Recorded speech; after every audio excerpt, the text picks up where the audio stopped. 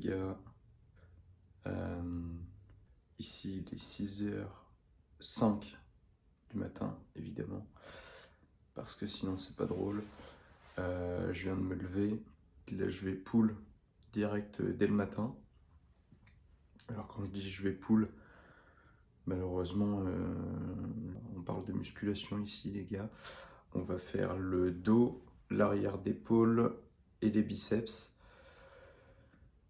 Et puis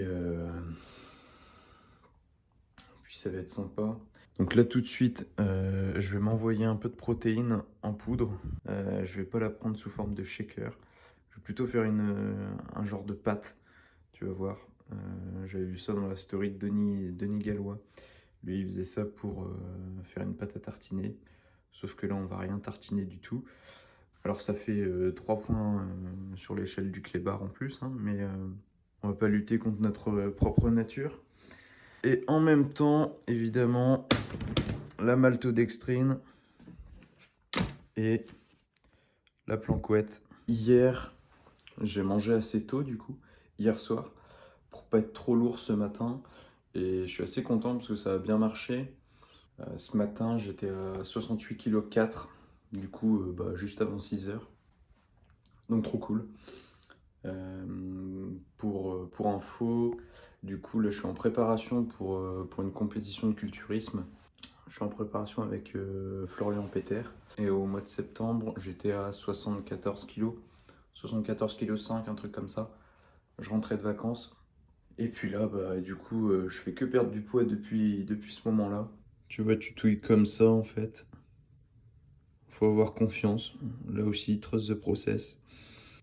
Regarde-moi le résultat. Ça a pas l'air délicieux ça? Bref, j'aimerais bien te dire que je vais m'envoyer une Monster avant d'aller à la salle. Mais malheureusement, j'en ai pas. Je bois pas de café non plus. Parce que je suis un sale gosse. Je trouve ça dégueulasse. La maltodextrine, j'en ai pas parlé tout à l'heure. Mais en fait, c'est des sucres rapides. Si jamais tu sais pas ce que c'est. Et là, hop, on va en mettre 25 grammes. Comme ça, en fait, ça te permet d'être alimenté un peu pendant ta séance. Parce que je rappelle du coup que j'ai rien mangé ce matin. 24-6, c'est impeccable. Et puis toujours pour accompagner ça, évidemment, El Famoso planquette.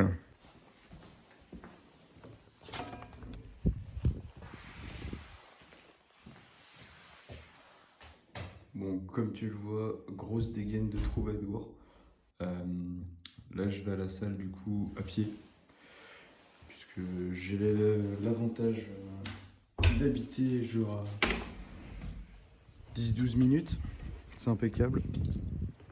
Comme ça, ça va me permettre d'avoir déjà une activité physique, de me réveiller un petit peu.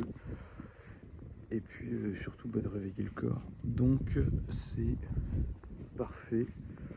Même si là je t'avoue que ça caille vraiment. Mais bon. On va se sortir les doigts et puis de toute façon on n'a pas trop le choix donc voilà voilou.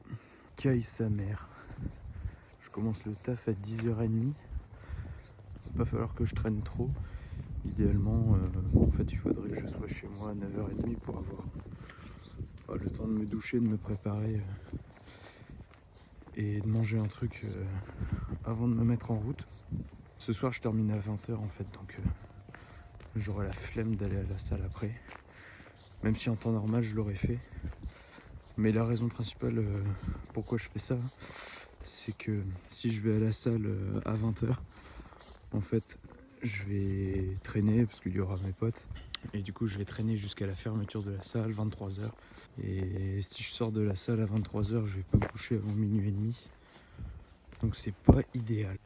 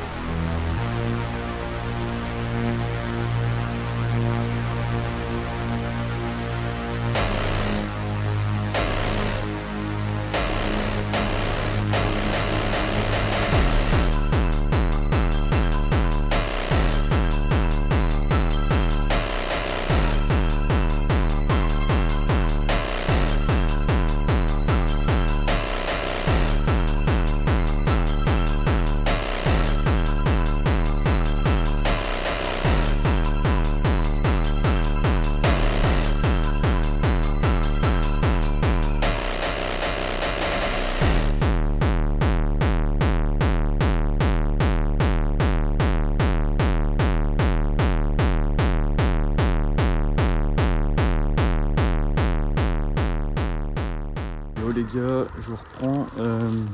Je vais faire un récap ce soir plutôt. Là, je vais surtout me manier le derche pour pas être en retard au taf.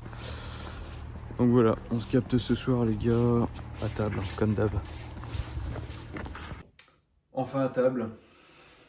Regarde-moi cette dinguerie. Patates, œufs, noix de cajou, du sel, du poivre.